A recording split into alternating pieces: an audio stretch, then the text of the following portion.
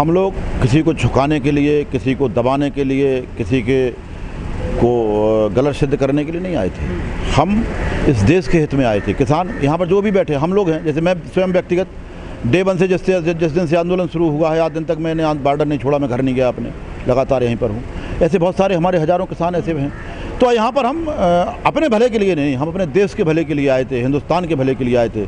जो सरकार $5 ट्रिलियन अर्थव्यवस्था का सपना देख रही है, उस सपने को कैसे पूरा किया जाएगा ये सरकार को मैं बताने आया हुआ था।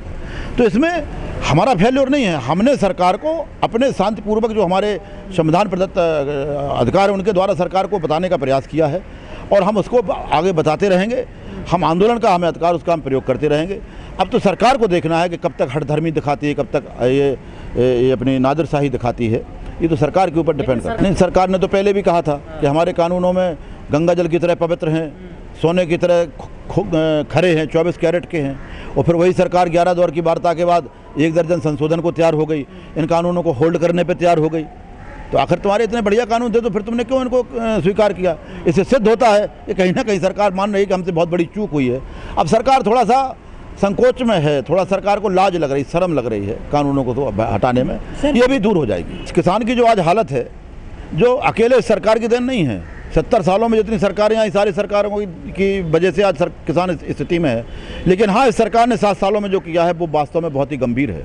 और सबसे गंभीर बात एक रही कि लॉकडाउन के दौरान, कोरोना काल के दौरान जो 3 कानून लाए, इनका बड़ा लंबा असर होने वाला है। अकेला किसान के लिए ऊपर नहीं, ये 2 रोटी खाता है जो व्यक्ति, उस पर असर होगा। कर्मचारी है, श्रमिक है, व्यापारी है, सारे लोगों पर असर जाएगा।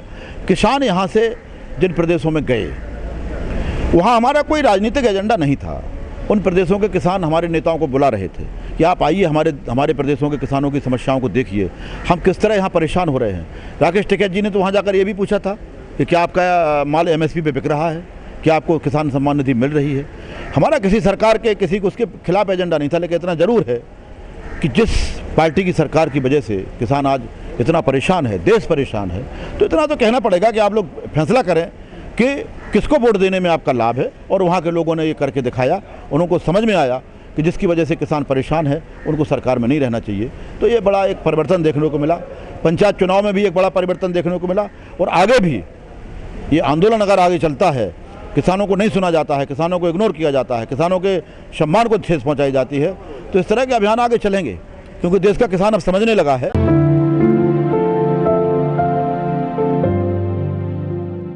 कुछ सफलता मिलती दिख रही है आपको आंदोलन में?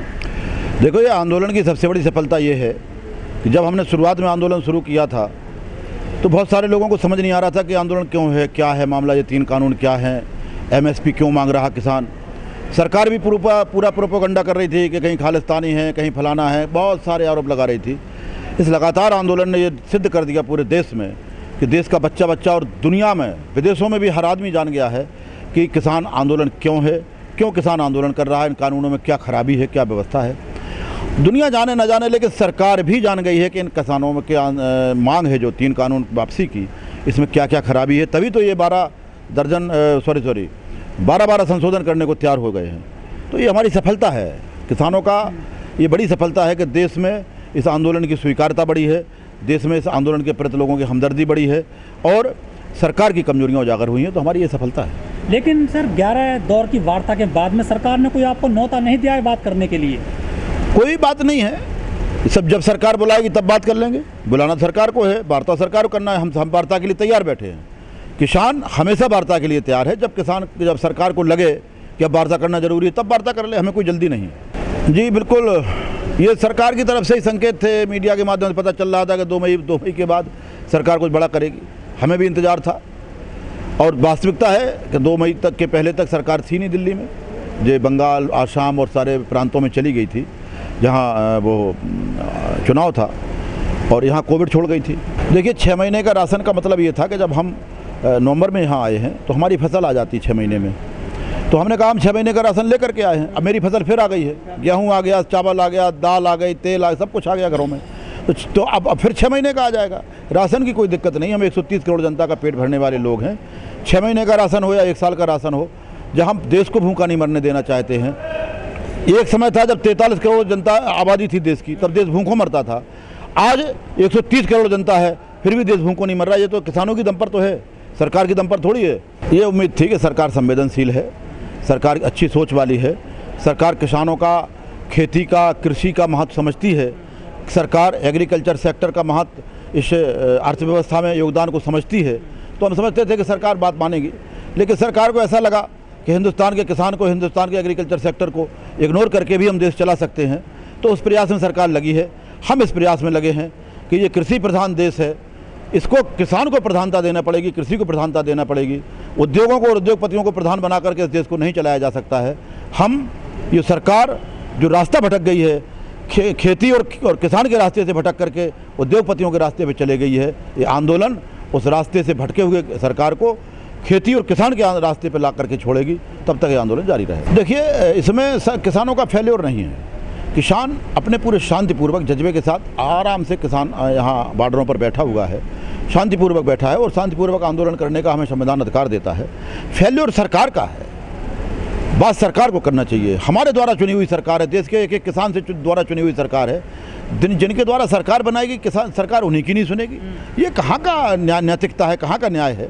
ये सरकार का फेल्योर है, किसानों का फेल्योर नहीं। देखिए, आंदोलन और फिर आंदोलन और फिर आंदोलन, हमारे पास एक ही है कि हम शांतिपूर्वक आंदोलन करेंगे। इस आंदोलन नतीजा तो नहीं निकल रहा ना? निकलेगा, नतीजा निकलेगा। ऐसा कोई आंदोलन आज तक नहीं हुआ जिसका कोई नतीजा न निकला हो। हमें अंग्रेजों को से लड़ाई लड़ने में 100 साल लगे थे, तो हम धैर्य के साथ अपनी लड़ाई लड़ेंगे, संयम के साथ लड़ाई लड़ेंगे। हमें भरोसा है कि सरकार मानेगी। ये तो लोकतंत्र में चुनी हुई सरकार है ना सर जी। ये अंग्रेज थोड़ा ही है सर, ये तो लोकतंत्र में चुनी हुई सरकार है और आप ही जनता ने चुनी है सरकार। नहीं तो मैं यही बिल्कुल ये हमारे द्वारा चुनी हुई सरकार है, इसीलिए हमारा क्लेम ज़्यादा इसके ऊपर बनता है। जो निर्माता होता है उसका क्लेम ज़्यादा बनता है, हमारा क्लेम ज़्यादा है सरकार पर। हम कोई राजनीतिक लोग नहीं हैं, हम किसी को सत्ता से बाहर बेदखल करके किसी को सत्ता में बैठाने के लिए नहीं आए थे। हम इस देश की आर्थिक स्थिति मजबूत करने के लिए आए थे, इस किसान की आर्थिक स्थिति मजबूत करने के लिए आए थे, और हम उस प्रयास में हमेशा अपना प्रयास जारी रखेंगे। और जब तक हमें सफलता नहीं मिलेगी तब तक हम यहाँ पर डटे रहेंगे। बिल्कुल अफसोसजनक घटना है।